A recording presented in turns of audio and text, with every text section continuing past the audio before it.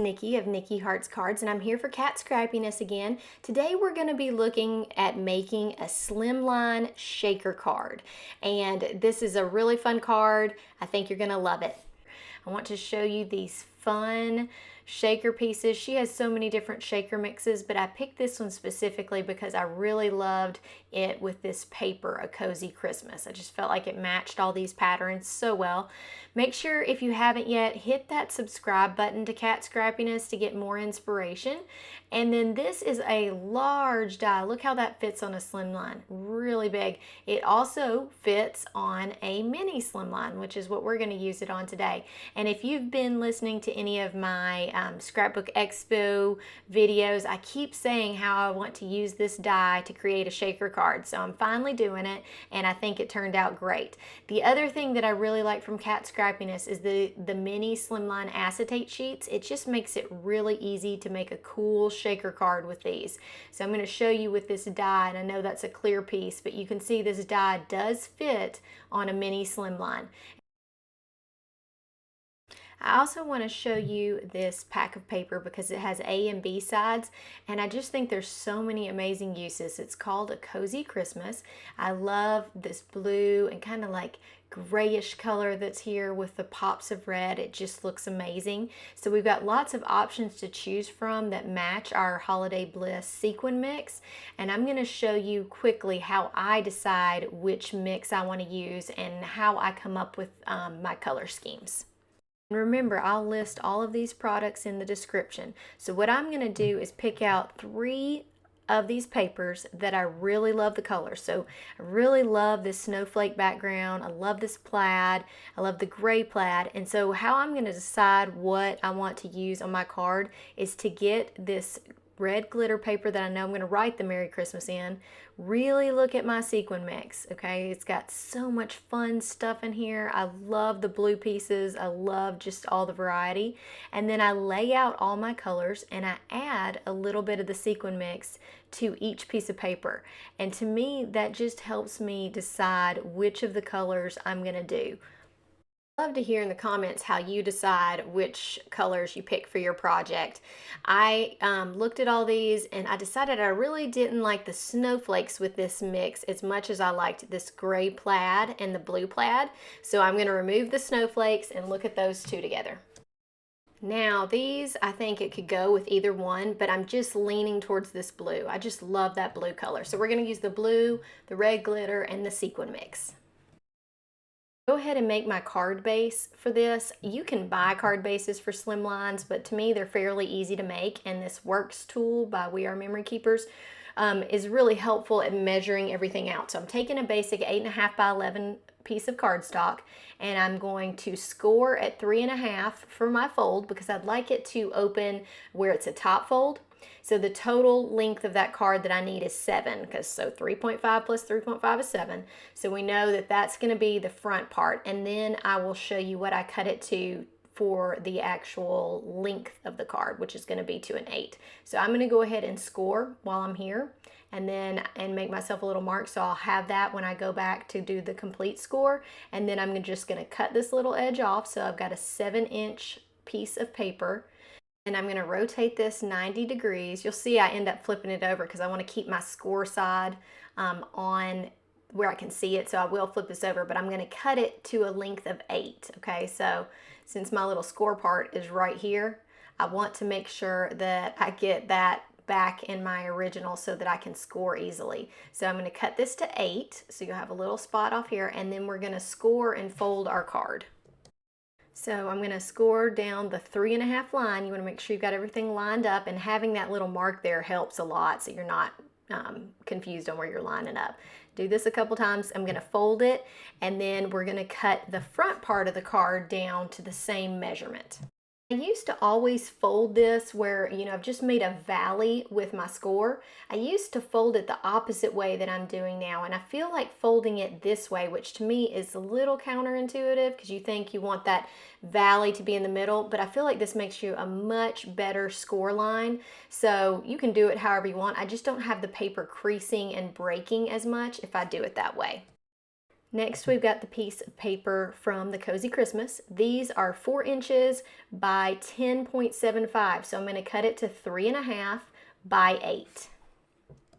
Now it's time to get our die lined up. And one thing that I love with gridded mats like this is that I can use the lines to make sure I've got a level piece of paper, and I also can count my squares. Each of those squares is an inch, so you can count and find your middle. So I'm going to measure this die and I'm going to put a mark at the middle of the die, and then I'm going to use those lines up there to line it up appropriately. And the reason I'm taking so much time to do this is, one, at least this Sharpie will stay on the back of this huge die and help me in the future, but also because this is really all that's going to be on the front of our card. If we don't line it up centered on our other card, it's going to look funny. So I just use a quick fine tip Sharpie and make myself a little mark at center, and then I'm going to use this grid line again and line everything up, tape it down so we can cut a window in our shaker card. So now with this dot here, I can line everything up. I know exactly where my middle is by counting these little squares, and then I can line up my dot on the die, and I'll pop up an arrow so that you make sure you see where that dot is, and we'll line it up and tape it down. Now you'll see we've cut that window out, and we need to add some type of acetate to it. So I'm going to use those mini Slimlines because, like I said, it fits perfectly over this, and use those.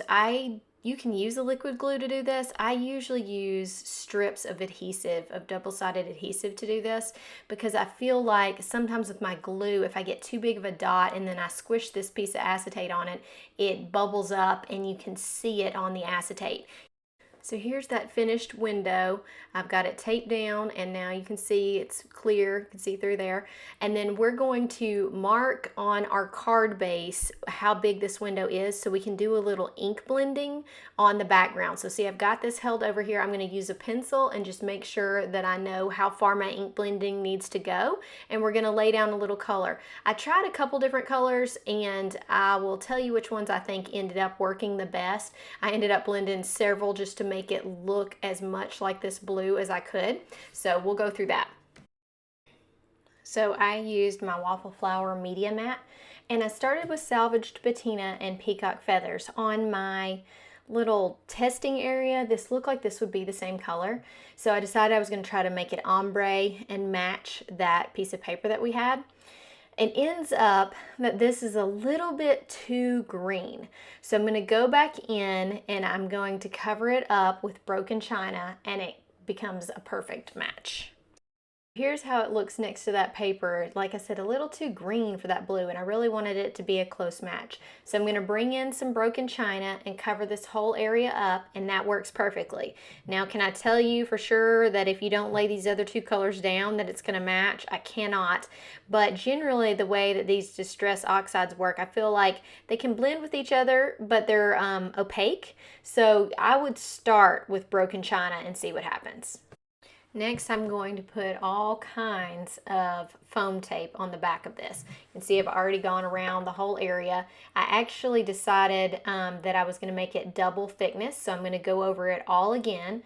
And it's really a lot easier to use some type of foam strip for this so that you can kind of bend things around the curves that it creates.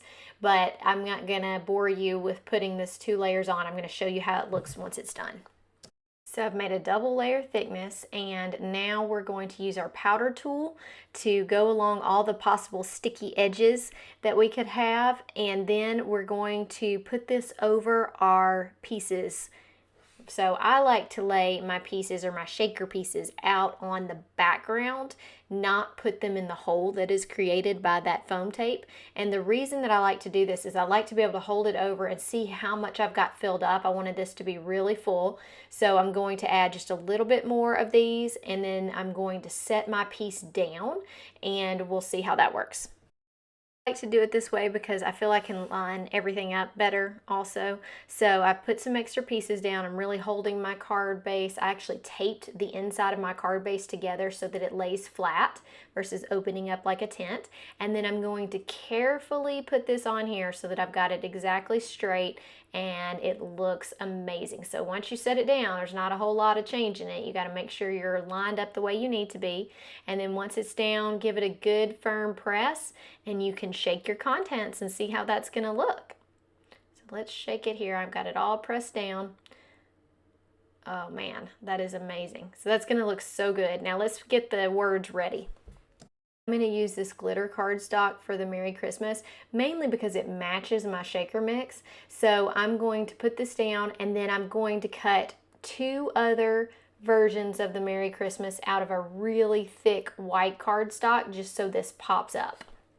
One tip that I have for using word dies, especially really large word dies like this with an outline, we need these words to fit exactly how they are in that outline.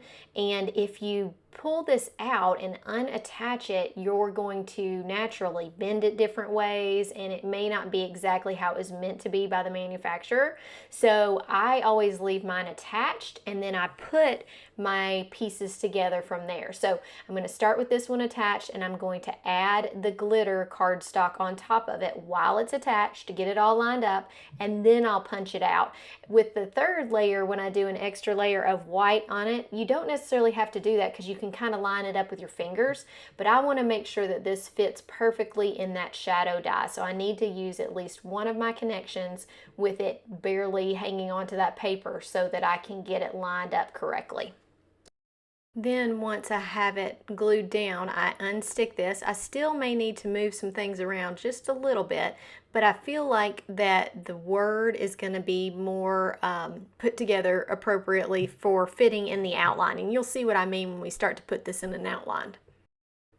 So here's this outline. If you didn't get your everything the way you wanted it to, it would not fit the right way, but I've got it all. I did the technique that I showed you earlier. Now you can glue this on, but it's that same thing with being on acetate. If you get some glue that is too thick, then it's going to make the acetate a little bit blurry, and you'll see it on there. You can wipe it off and mess with it with some Q-tips to get that area off, but I've decided I'm just going to use a very thin double-sided tape and stick it down that way.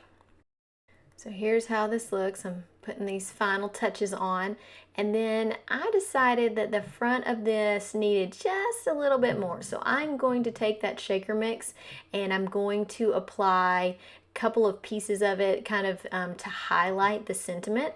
So I grabbed a snowman and a couple little things to apply at each side.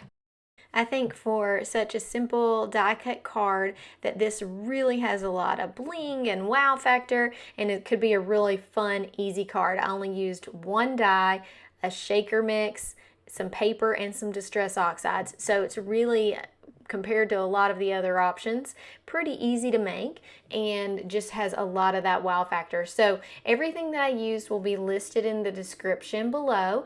Make sure you hit the subscribe button for the Cat Scrappiness channel, and make sure you come visit me at Nicki Hearts Cards when you get a chance. Have a great day, guys. Bye.